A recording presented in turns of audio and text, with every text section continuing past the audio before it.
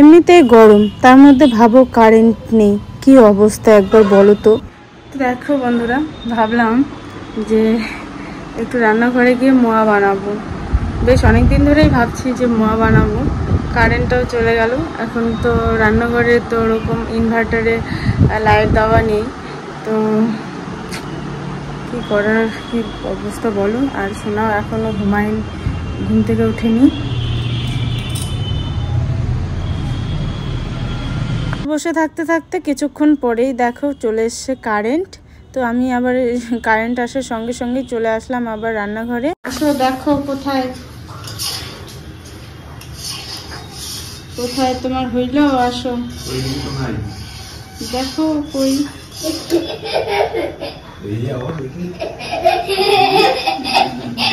দেখো কি অবস্থা।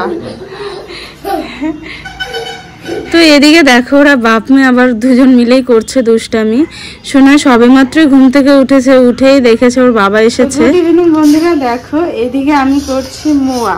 ঠিক আছে, মোয়া বানাবো। বেশ অনেকদিন হয়ে গেল গুড়টা আছে, তো ভাবলাম এই গুড়টা দিয়ে এখন মোয়া বানাবো। তো গুড়টা জাল করছি,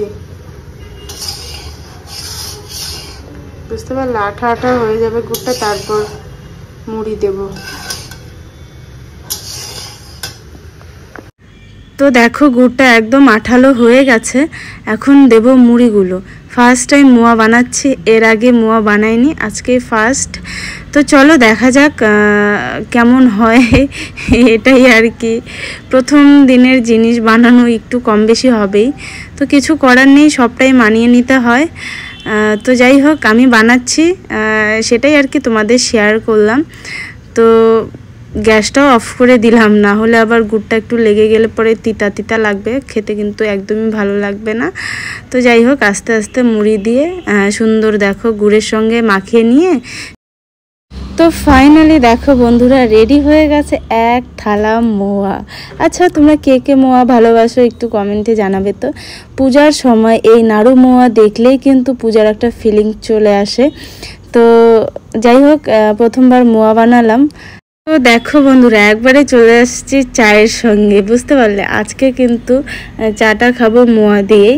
আর ওদিকে তো দেখো সোনা তো বাবাকে পেয়ে মানে কি বলবো, সারাদিন গিয়ে এখন পেয়েছে বাবাকে। হ্যাঁ, সেই দুপুরে খাওয়া দাওয়া করে গেছিলো, তারপর আর দেখেনি বাবাকে। এই যে দেখে ব্যাস ও শুরু হয়ে গেছে, ওকে এখন আদর করো, কোলে নাও, এইসব করছে। তো ভিডিওটা আজকে তোমাদের কেমন লাগলো অবশ্যই কমেন্টে জানাবে। যেহেতু গুড়টা অনেক দিন ধরেই ছিল সেই জন্যই আর কি বানালাম, বেকার নষ্ট হচ্ছে, আর নষ্ট হতে আমার জিনিস একদমই ভালো লাগে না।